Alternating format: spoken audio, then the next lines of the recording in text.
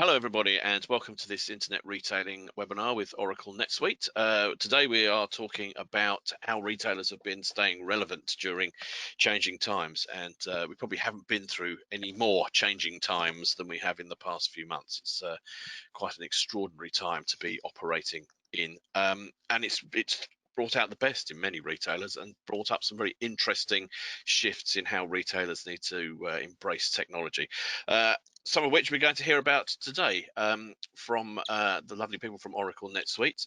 Today we have with us Seema Alabai, Head of Professional Services for Europe at Oracle NetSuite, and Luke Lloyd, who's Senior Principal Consultant also at Oracle NetSuite.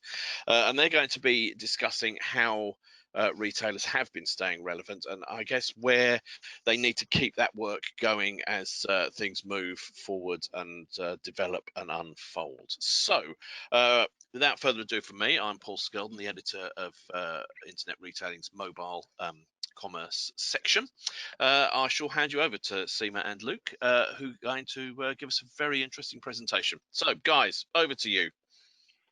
Great, thanks, Paul. Hi, everyone, and welcome to today's webinar. So today we will be going to look at how retailers have been staying relevant during changing times. So we'll be looking at digital buying during the pandemic and really be focusing on how retailers have used email to maintain customer relationships during this time and how retailers have used other channels to stay relevant. So we'll then look towards the future strategies and then sort of summarize all these key findings. So we've got a lot of interesting content for you today.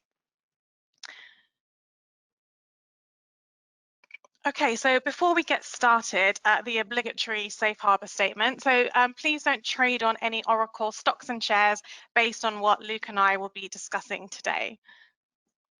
Okay, so your presenters for today are myself, Seema Alabai. I head up professional services for Europe at Oracle NetSuite, the Bronto marketing platform, and I'm joined today by Luke Lloyd, a senior principal consultant in my team who works with our clients on strategies for their marketing automation programs.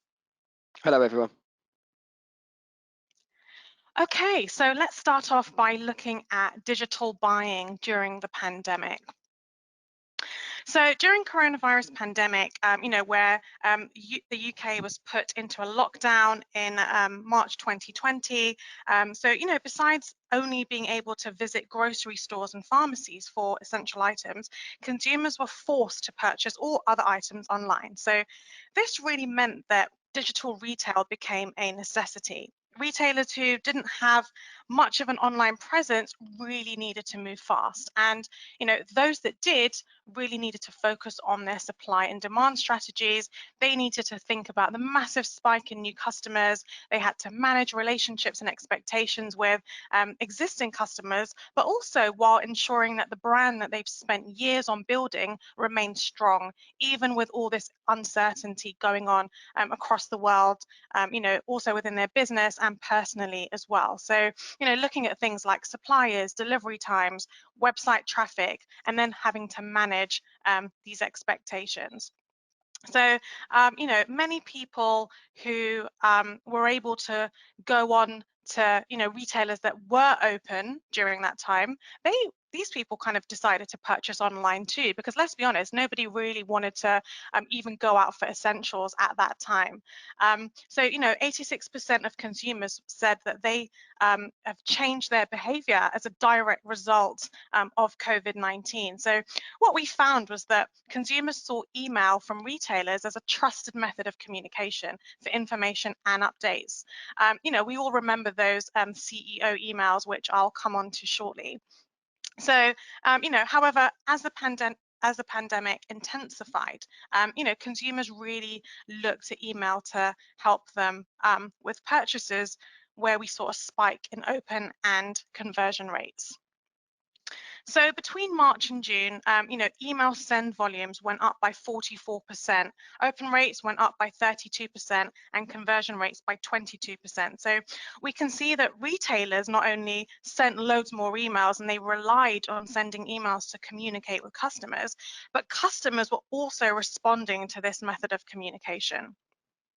Retailers also saw an increase in database growth. So, where usually customers would have had a local high street favorite store that they would have gone to, and that store, may have been shut now, or they may have had a favorite online retailer who now actually would have had those items out of stock.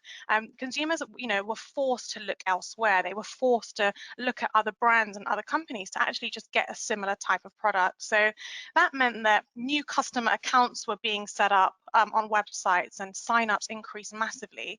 And retailers really had to cope with this demand. So due to the pandemic driving more people online, UK e-commerce sales will be around 30% of total retail sales this year. That's huge. And physical stores will really feel this sales hit well into the future. So we can see even from our own inboxes. So, think about your inbox and how many emails you've been receiving. Email, it's been a big driving force in online sales during the pandemic. So now we're going to look at what retailers, how they should react during the crisis. So I think when something drastic happens in life, naturally we want to be reassured. And I think this is no different from the way that you should treat your customers. Hiding away and having nothing to say isn't going to build confidence for when they're ready to purchase. So it's kind of a bit like that friend that never checks in tough times. You're not really going to want to speak to them down the line. I think there's definitely an opportunity to increase frequency. Don't be afraid to send more messages if you have to. That doesn't take away from the fact that the email must still have a clear objective. That doesn't mean sending an email for every small update. So make sure there's a clear objective for your customer and the information is well put. It's also an opportunity to leverage your transactional email and your automations to continue to convey the messages and the changes to your business. So we look at things like account creations, post-purchase emails, order confirmation, shipping confirmation, cart recovery, things where you can put small banners in, update them on your service changes, and also drive them to the website where they can receive more information about your services and what to expect. Very important to build confidence during this pandemic. How will you operate during this crisis? Be very clear on how you're going to operate. It's also an opportunity to outline USPs. So a business that I work with, a furniture company, they were one of the only companies that were still doing doorstop deliveries during the pandemic. So that's something to push out there and let your customers know that you can still operate during this. What's coming? So, very much, you don't always have all the answers. We see from our government that they didn't have the answers to all the questions to start with. Over time they kind of slowly drip fed us with what we should be doing. So this is no different to the way you should treat your customers. There's no point leaving it 4 days to respond to customers, and that will only cause frustration. So let your customers know what you're doing and what's coming, so they're kind of well versed in how you're going to operate. It's also very important during this time to listen to your customers. So you can use social listening tools, you can monitor your customer service emails, look at live chats, look at calls, use that information to define your strategy during this period. Your customers will dictate what you should be doing. And also, I think we've seen a bit of a transition in the way that marketing has changed during the pandemic. I think we've seen a lot more honesty. Obviously, people being sincere at the start in terms of the CEO emails that kind of Simon will talk about, and changes that have happened, and also kind of being quite snappy. So, being good with your communications, to the point, using very clear marketing so that it's clear how you're going to operate and what you're going to do. Nothing too sort of text heavy. So as we know, business in most cases couldn't really continue as usual. So I think there's definitely an element of kind of batting down the right hatches, to making sure that you're efficiently being able to continue to move forward with your business.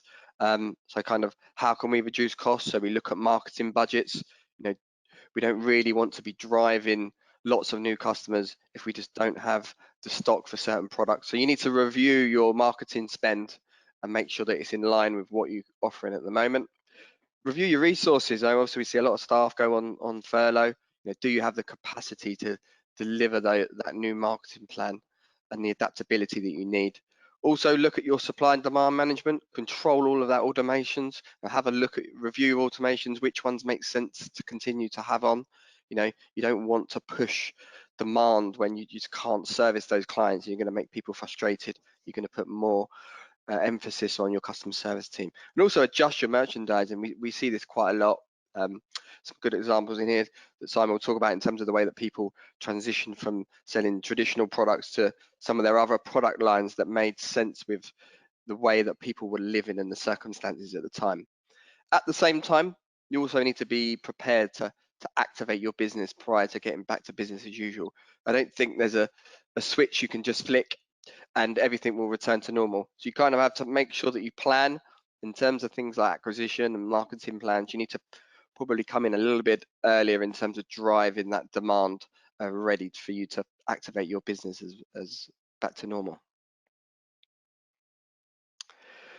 So the pandemic also, creates opportunities. There was a great opportunity for certain brands to build loyalty and build a brand that customers remember what they did during this time. So I think the magnifying glass was over a lot of people. The media were on a lot of businesses at this time. So there's a few businesses that received negative media, and the likes of Virgin and Victoria Beckham Brown with their staff, and they've definitely got bridges to build from this. There'll definitely be companies with challenges, but there's also some that took the bull by the horns and really helped the cause. So we see lots of NHS discounts and how that was really big at the start, and how they can help those staff and help the cause of the country get through this. Lots of businesses changed what they did, so contributing to the cause in terms of making PPE, delivering meals to elderly or NHS staff, and also equipment. We see car companies transition to building cars to doing ventilator, and it's all good for the brand building of those particular brands that participated. Also quite like the fact that a traditional business as insurance doesn't really have loyalty. Most of us will go to comparison sites and do that in a cycle. But what I really liked, I got a refund from Admiral, and they took the fact that claims were down and less cars on the road due to the pandemic, and they've offered me a refund. So an industry where you never really see loyalty has actually created an affinity for me and Admiral.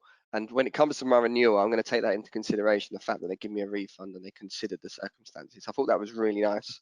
The treatment of staff is a big one, and that got a lot of press on the news. And I think people will look at that down the line when they come to making purchase decisions. Also, valuable information. I think some businesses were very good at looking at the situation for their customers. So I have a wholesaler in health and beauty. They educated their customers on what to do with their marketing plans, how they can be prepared for when the pandemic lifts for that industry. And they provided great email content and other content elsewhere, and their engagement was higher than their normally business as usual emails. So they'll definitely drive more business, and they sold a hell of a lot of PPE during that time. So it worked out really well in the way that they adapted. The main thing is don't forget to tell your customers. I've got a few examples there, but it's good to let them know what they've done, so then they can then talk to their peers and build the brand further. People won't forget this time, I don't think. Okay, so let's have a look at some examples of how retailers have used email to maintain customer relationships. Well, we all remember those CEO emails. Not only were they getting longer and longer by the day, but I don't think I ever heard from any of these CEOs before, not to welcome me to their brand, not to wish me a happy birthday when they asked me for my date of birth when I signed up. But I sure did hear from every single CEO whose email program I'd ever subscribed to when the pandemic hit. Some may have even ignored GDPR rules and sent their whole list, because I heard from CEOs of brands that I hadn't received emails from for months and months. So let's have a look at some of these emails. Mainly the CEO emails were information based. It was around health and safety of their staff, store closures, managing existing purchases in your account. So, travel companies, if you made a booking, log into your account and find out, what's happening with your booking. Somebody that may have made a purchase online, log into your account to see what's happening with delivery, that type of thing. Some of the CEO-based emails were purely text-based, service emails with no clear call to action. So really, like missing the whole idea of email marketing best practice there. I really liked the Levi's email because they had, some information there and a quick sort of snappy update, but they also had a link back to the site to drive sales. They had a link to customer services, in case anybody had any questions or additional information required. But they also had prominent social links there as well to sort of help drive people to communicate with them to social. Sephora, the example on the right, they sent a very long text-based email, and right at the bottom, they provided a free delivery code, which was available until the end of March. Now, if you, think about customers, they only give us sort of 3 to 6 seconds of their time per email. So if customers, hadn't scrolled all the way down to the bottom of that email, they would have, missed that code, and they would have missed that bit of information to help drive sales and help with the customer experience. There was also no sort of links back to the site, no clear call to actions. So, a bit of a missed opportunity there. So in certain industries, the organic traffic went through the roof. So there's a real big opportunity to gather new customers. So you can see here a high percentage of online purchases in April were first-time buyers. So it was imperative those businesses that had higher traffic should optimize all of their opt-in points so they can then obviously collect those customers to communicate to them down the line and drive more revenue. What I like about this Farrow & Ball example is they took their pop-up, they took the current situation, and they delivered information to the new customers around how they're going to operate in COVID. But at the same time, they were capturing email addresses for notifications, but fundamentally down the line, they'll be able to send marketing to these people and drive more sales. So let's have a look at subscription services. So, we have an example here from Abel and Cole. So, they a subscription-based service for fresh produce. And they sent some information-based emails to their customers. Now, this kind of looks a little bit like a 4-page letter. So, customers spend about 3 to 6 seconds on an email before you lose them. Now, there is some, obviously there's important information they want to get out to the customers, but they've completely forgotten email best practices here. So a great thing that, to have done would have been to, have some bullet points of the key points they're trying to make, summarize that, and then have a link to the website with lots more additional information. So this isn't an internal email to staff, this is going out to consumers. And they're a quirky, fresh produce brand, and they usually have really great content. They have a great personality behind them, but they completely, forgot that and sort of, kind of went with the sort of panic and emergency that everybody was in at the time and forgot all about the concept behind sending an email. The concept doesn't change, regardless of what's happening. This kind of looks more like a book.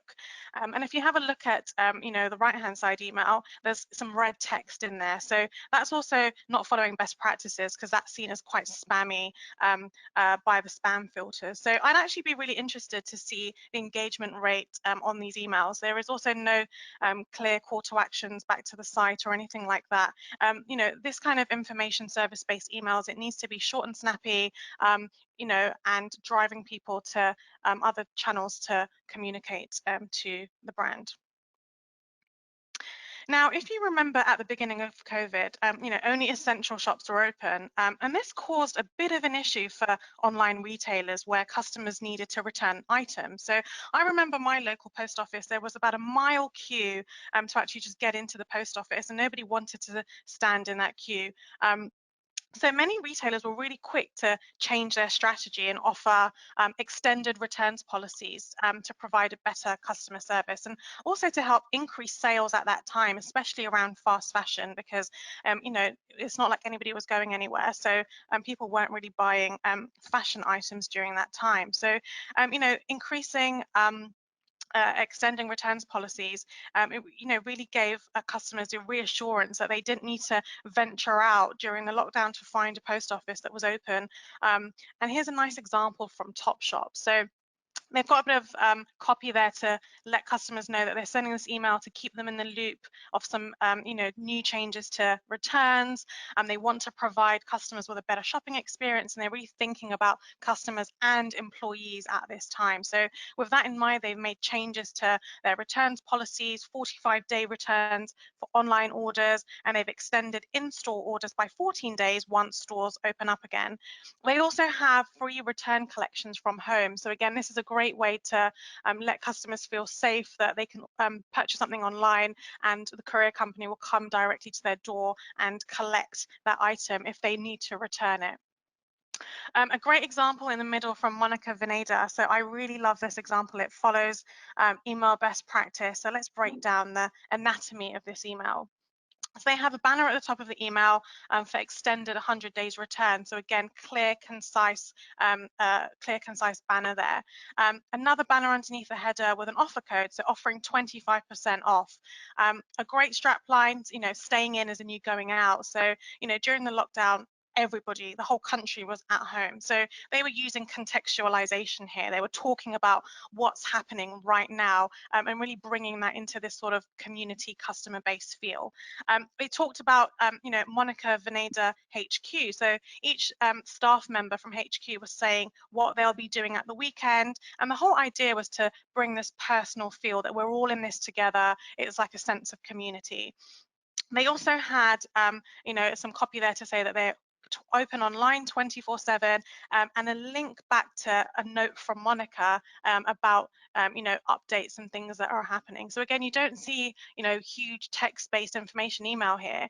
You know, you see like quite a quirky contextualized email providing the information they need and bringing that community feel. It was all about you know, the customer experience and the brand loyalty. And then on the right-hand side, Ann Summers, you know, really, they've incorporated dynamic content throughout every, you know, email they've sent since the beginning of lockdown, which is quite impressive. They've used dynamic content banner at the top of the email. So what they did is they sent, you know, their usual emails, usual design, templated emails that they always send, but including these dynamic banners are a very quick way to switch content within an email. So they were able to include information on the returns policy, and then the content of their email as well, they use contextualization. So, you know, things like you don't even have to leave the house, that type of thing. So really good examples here of following email best practices during a crisis. So this was definitely the time for corporate responsibility. And I think customers wanted to see action from brands, and it was really a chance for brands to, you know, to build their responsibility and build their branding. So a few examples here. Uber. So obviously Uber have struggled a lot with their corporate responsibility over the last few years, and I think they've, you know, they'll go a little bit of a way to help in that by addressing the NHS issue and offering free rides and meals. So I think that was a real good strategy from those guys to come in early with that. We've also got My Teresa here. So I do like this strategy. Basically, they offer 10% of sales to the Red Cross. So not only are they keeping the business moving forward by driving sales, they're also contributing to the cause. So it's a real benefit, win-win for the customer and the brand. This is from Etsy. So their business is obviously around single businesses that are operating by themselves. So that's a challenge in the fact that they need to keep it moving forward. And what they did really well is that they broke down how customers of Etsy can help these businesses, what Etsy are doing to help those businesses. So they're investing in each of those single businesses out there and how they can continue to operate. And it was really good messaging around their community as well. So I felt they broke it down, each individual question that customers might have, and how they can continue to help those people and obviously drive their own business forward. So what about business as usual emails? So we have an example here from All Beauty, and again, following their usual design and email template, the same sort of look and feel that they would send, on a weekly basis. But what they did is they had a middle section dedicated, kind of like the Prime Minister's updates, a middle section dedicated to a COVID update that was quick and snappy and to let customers know what was happening. And then they would continue on with their usual contact strategy. RinKit did something really cool. So they, adapted their strategy and their emails and their content to the concept of building a home office, because lots of companies were obviously working from home during that time. So they wanted to talk to customers and say, right, while you build this home office space, here's a 5% discount, and here are our latest products to help you. And depending on the size of your space, these are the products that will really fit and suit your home. So that was a great way to adapt their content to what was going on right now. Ultimate Performance, so this is a personal training company, a personal sort of gym training company. With the gyms closed, they continued their relationship building with their customers. So they went ahead and sent emails about tips and tricks on how to deal with coronavirus, how to sleep better, build up your immune system, and then at the bottom, a quick area on sales and purchasing some supplements from them. But this was all about building that brand relationship with their customer at a time that they weren't able to do anything else. And then on the right hand side, Ann Summers, we've got the returns policy dynamic content at the top again, as I mentioned earlier. But as we know, Ann Summers is very well known for their lingerie, right? But look at this email here. It's all about your new work wardrobe. So they really went ahead and adapted, though it's not their main product, or their main sort of merchandise that they sell, they adapted to the needs of their customers to build that relationship, almost like come to us for all your needs, we're here for you. And it was a great way to really use that content and engage with their customers about what's happening right now. I really love these examples from Kate Spade. So this is a really great way of how they communicated with customers, but it was really on brand, and they provided content to build a community with their subscribers. So the email on the left, it was a sort of heartfelt wishes to their customers to stay safe right at the beginning when everything was kind of up in the air with the pandemic. And it was all about letting customers know that they were taking advice from the WHO to sort of maintain their stores and to let customers know that they were here for them. The middle email, it was all about what they were doing to keep their customers, but also their teams safe. So again, how are they treating employees? They talked about shortening store hours, how they'd be cleaning stores more frequently, but they also went to say that if they make any further changes, they'll keep customers in the loop. So it was more like, look out for your emails for these quick updates. Another thing they mentioned in this email, which I thought was very interesting, was they talked about the fact that with them shortening store hours, they would continue paying staff for all hours that they were scheduled to work. So again, really enforcing how they treat their employees, and then going ahead to say that they were going to be online for purchasing. The email on the right, which I thought was a pretty awesome email. So at the time, right at the beginning of the global sort of lockdown, everybody was at home and everybody was adapting to, Zoom meetings at work, catching up with friends and family over FaceTime, going on online dates. And it was kind of like this new world we were living in. And what they did is, this email has absolutely nothing to do with any kind of sales. It was nothing to do about what they're doing with staff or store opening times. This was all about building a community. It was all about what's happening right now. And I absolutely love the fact that they sent an email and the subject line was just virtual happy hour, and they gave 10 ways on types of things you could do to be together, and it was all about mental health, and it was a great email. So absolutely love this one. The next email here, replenishment emails. So with replenishment emails, this is a great way to really increase buying behavior amongst existing and new customers. So as we already mentioned, buying behavior, has changed during this period. retailers would have seen, you know, a massive surge of new customers that would have come to their brand because, you know, usual brands were closed or sold out. And now is the retailer's chance to really retain this customers, because actually, you know, they might absolutely love the new purchase that they bought from you because their usual retailer was out of stock. And this is your chance to send a replenishment email to, you know, things like, you know, buy your cream again before it runs out. It's a great tactic to increase sales. And again, this is all automated, and that's the best part. And even with the shops opening and stock coming back in, people don't really want to go out in public still. So it's a great way to target those people and help them to stock up and make their life easier. So it's the little things that they will sort of thank you for in the long run. Okay, so let's recap on these email best practices. So, you know, with all the emails that we've been sent in the pandemic, the first thing to remember is don't forget the anatomy of an email. So don't forget your email best practices. Just because you have, you know, information to send, that's fine. You know, an email is not a book, and it's definitely, you know, not something that people want to continue scrolling and reading and getting more anxious as they continue to read these long emails. So make it short, make it snappy, and send them to, you know, a link to your website where you can then provide more information. Don't forget the use of dynamic content. So we saw some great brands using, you know, quick dynamic content in their emails, where the email template and design, you know, was the same usual quirkiness of the brand, but they would include quick snippets within their emails for quick updates and quick information. Don't forget personalization. Don't forget recommendations of products, and really using the existing data and user behavior that you know of your customers, because this is the time that you really want to engage with them. And sort of let them know that, hey, we know you, like we've got you covered. This is what you need right now. And these are the types of emails that they should be clicking on and driving sales to your website.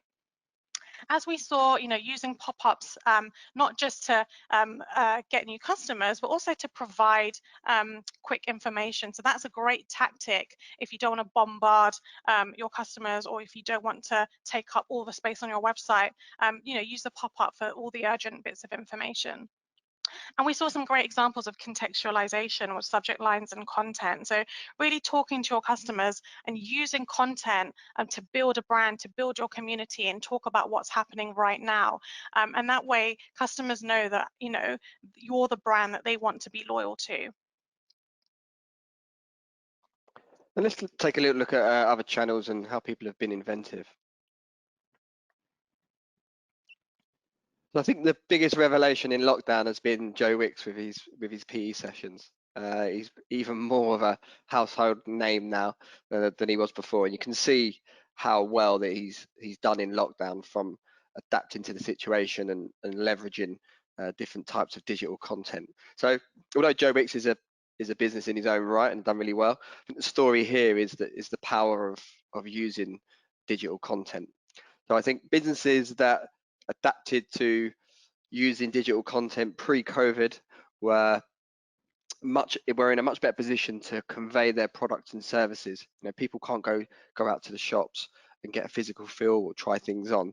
So those businesses give themselves a much better chance of continuing those sales. I thought that the sort of fitness industry did really well. Personally, they weren't taking any money, my gym, but they did really well. Fitness First continued to give me daily workouts, and also kind of updated me with different content. I'd have workouts for kids and family, and they really addressed the situation and kept me engaged. Instagram and Facebook Live gym sessions, you know, have been quite a big thing during the pandemic. So we have an example here of Dig Me Fitness, a gym company that have been closed all lockdown. You know, they've still been providing regular gym classes on Instagram Live. So what they did is they put together a daily schedule with gym instructors who lead each session directly from their phones in their home, and they're not charging customers for this. So this is a great way to really engage non-members, so people that are following them on these social channels but but haven't actually purchased to any of these gym classes, it's a great way for them to actually see who these instructors are, how they conduct classes, what an example class would be like. And there's people commenting on the live session, so again, that's building a really great community feel. So I thought this was a great thing that they did to build brand awareness and also engage existing and non-subscribers as well. Virtual appointments and consultations. So, we've seen many beauty brands getting creative during this period by offering virtual appointments and consultations. And we've seen a lot of this across social media. So On the Beauty NYC used Instagram posts to advertise virtual appointments with your usual skincare therapist. So, just because you can't pop into a store to see your usual skincare therapist, book a virtual session and still have that one-to-one experience, and continue with your usual consultation that you'd have. MAC Cosmetics did the same. So this was a great way to continue communication, brand loyalty with customers while stores were closed, right? So, beauty products, they're hard to buy at the best of times. So having someone to talk you through and show you the products virtually, it's a great customer experience, and also aids in increasing sales because you're sort of building trust with the brand as you're having that personal touch. And I really love this email on the right from Aesop. So they basically encourage customers to book an online appointment for product selections and personalized advice. So they're really big on sort of you getting personalized advice from an expert. And then they also provide recommendations in the email. So again, this is a great way to push through previous purchase or previous browse recommendations of products and encourage people, again, a little bit similar to the replenishment that we were talking about, encourage people to sort of rebuy these products.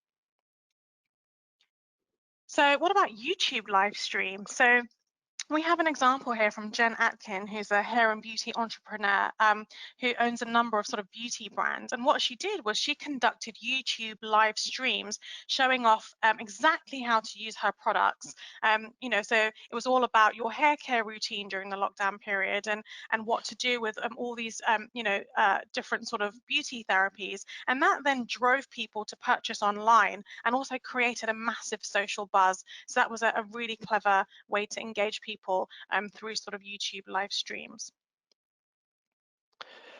As we know, the entertainment business took a huge hit, but in China, I love this creativity whereby they transitioned to online clubbing.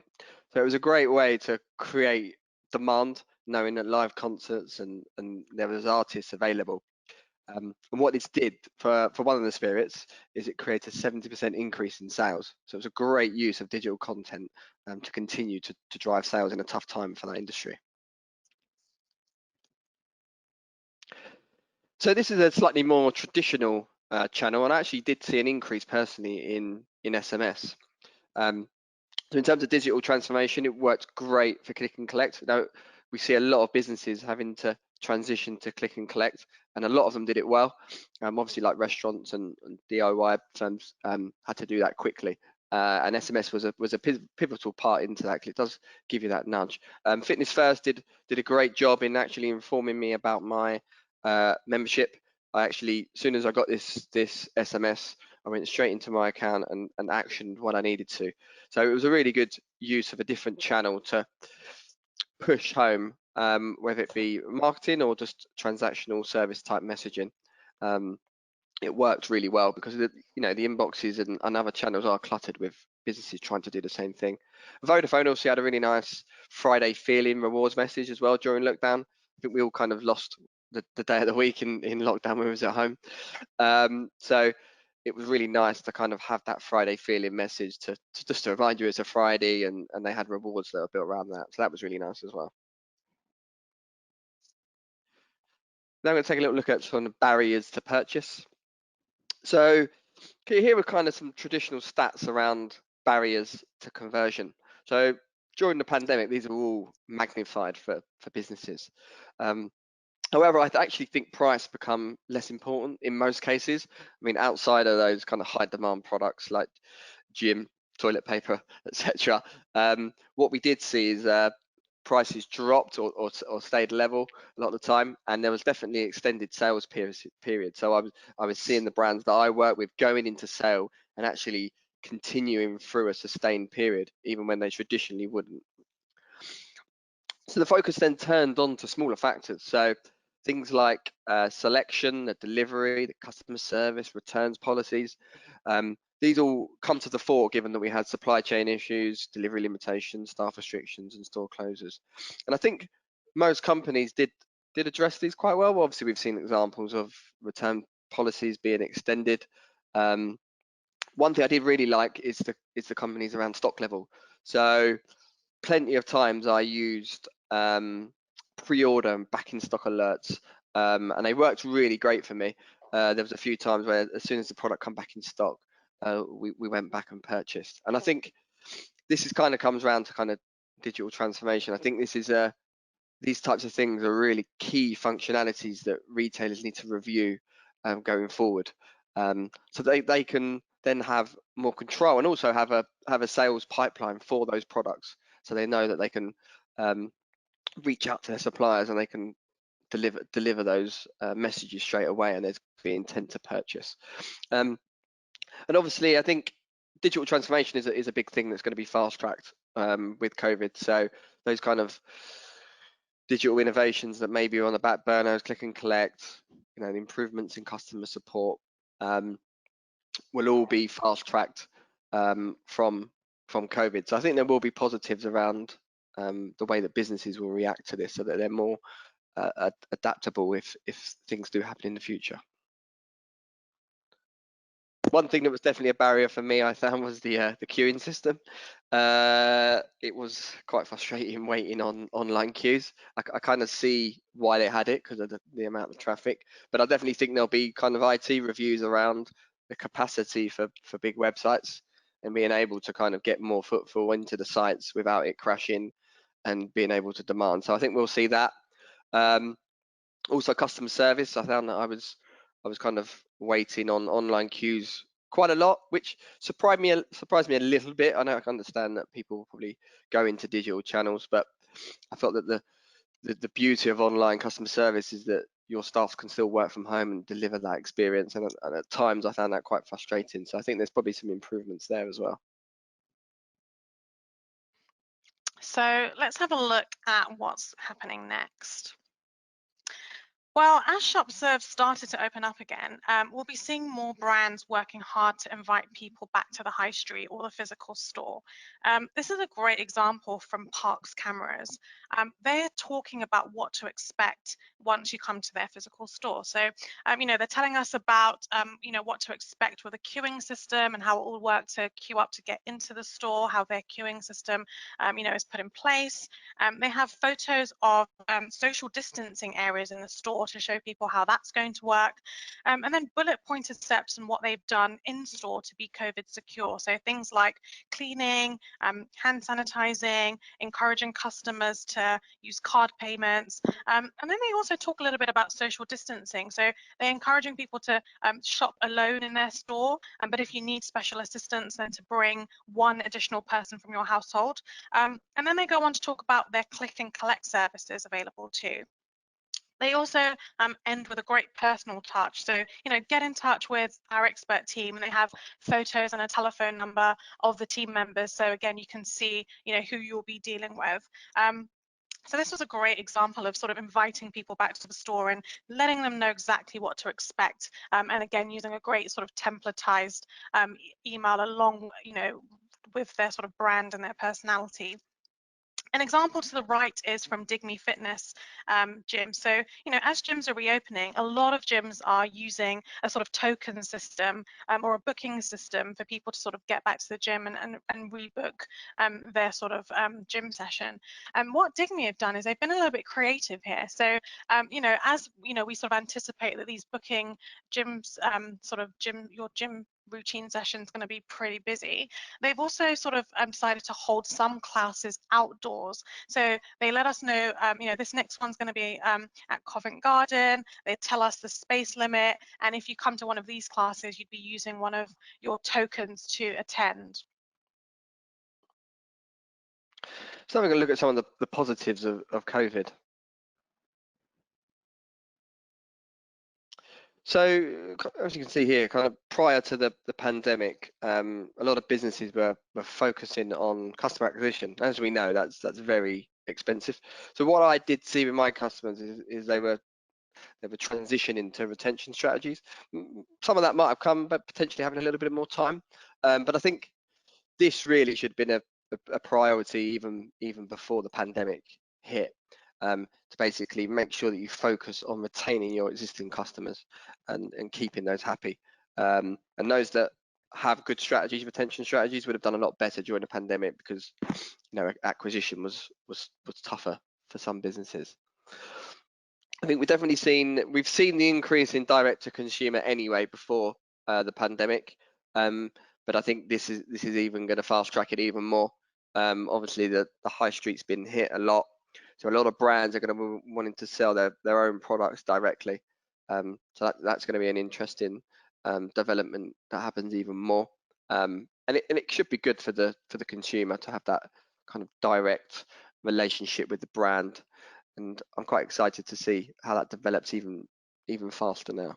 Going digital faster, I think a lot of businesses probably had a progression in their going digital. A lot of businesses have had to quickly adapt to being able to sell their products and transition to click and collect and fast track transformations. And some businesses had to do that kind of overnight. And I think we're going to see those innovations, whether it be digital content or the way that people buy. I think we're going to see those fast tracks. They're not going to be on the back burner as a nice to have anymore. I think they're going to come to the fore and they're going to be delivered so that products can be sold by digital streams rather than having to go into bricks and mortar. I think it's great to see that a lot of employees have adapted well. There seems to be a lot of stats out there that it's been working well for a lot of businesses. So it's great, obviously the flexibility, the employees have got a better work-life balance. I think that's going to be a positive for down the line for the workforce and keeping staff in businesses longer as well. And obviously a huge cost saving. I know, there's been a lot of talk about businesses not having to have as many big offices. So there's definitely a cost saving there that can be put into other innovations. I also think brand values and marketing has definitely changed during the pandemic, and I think it could be here to stay. I don't think people want to see fluff. They want to see action, clear messaging. What did you do? How did we do it? And I think that's going to be here to stay as well. Okay, so live streaming and virtual shopping. So live streaming for a better shopping experience is something we'd really like to see more from retailers. So China have successfully implemented this during their lockdown period. It's a great way to sort of stream stock and products live from the store. And you can also include, virtual appointments with this. Then the customer can have a personalized session with the sales assistant. They could be shown products directly, while they're at home. They can, look at colors and things like that live. And then they can also make the purchase via the call and then utilize delivery services or click and collect afterwards. So a great example here is this email from Dunelm. So they're introducing virtual shopping through their email channel. They take you through how to book an appointment, let you know how you can tell them about your style interests as you book that appointment, and then they send you a link for the video call. Once you've done your call, they then follow up with an email of items that you discussed with the sales assistant on that call, and you can then follow the links in that email directly to shop online or order from your local store. The email also includes reviews of what customers think of this virtual shopping experience, as well as advertising click and collect options too. So it's really good to see retailers other than beauty retailers explore virtual communications and virtual shopping and live streaming and really adapt their business to what's happening in the world. So I think in the future we're going to see some great examples of creativity, and I think businesses are going to have to get creative. I mean, I love this example from Brewdog creating a pub with a drive-through petrol station. Obviously, it's straight to the consumer, and it's just an amazing branding exercise, and I think it potentially could work really well. Obviously, there's a little link to drink driving, but I guess you can still buy beer in an M&S petrol station. But I think it was really creative, and I think we're going to see more of this in the future, especially with brands creating their own creative ideas on how they can get their products to customers. All right, so let's have a look at key takeaways as we start to wrap up the session. So it's important to remember, when sending emails during a crisis, to really think email best practices first. So don't let all that knowledge and all the, things that you've been doing, just don't throw them out the window and panic along with, the whole country panicking too. We have best practices, we have anatomy of an email that we should really follow, and that fulfills the customer experience and ensures that customers aren't anxious when they're receiving your communications as well. Keep customers informed on safety measures, provide guidance on returns policies, delivery delays, make sure you're providing information on stock and replenishment, and also mention options for click and collect for a better customer experience. So the whole idea is to use email as a tool to keep up with your communications, to build brand loyalty, to drive sales, to retain existing customers. We want to look after our existing customers, but we also want to ensure that we're retaining this massive spike in new customers. So the key point here is to really make sure that you're adapting your communication, you're adapting the content to really fit the circumstance. We saw a huge use of contextualization among all of these emails and the examples we looked at. So it's really thinking about that as we're talking to our customers. We're not sending an internal staff email, we're talking to our consumer base. Yeah, so Simon said, I think the businesses have done well. They adapted the way that they worked. They changed their product lines. They realigned their marketing calendar. They looked at the cost saving they needed to make. They took price as a factor out of it. They kept sustained sales periods, and then obviously looked at the operational levels and delivery, etc., to try and make sure that they can continue to keep the sales flowing in. The ones that changed their content to the lifestyle of the way people were living have done well and adapted it to the products that they have. I think ones that the notifications were key. So obviously being able to backfill orders is essential to keeping business going once stock comes in. And then just a general improvement in digital content and being able to showcase products online and able to, and also those businesses that did have more traffic and were able to increase their acquisition will do a lot better long term.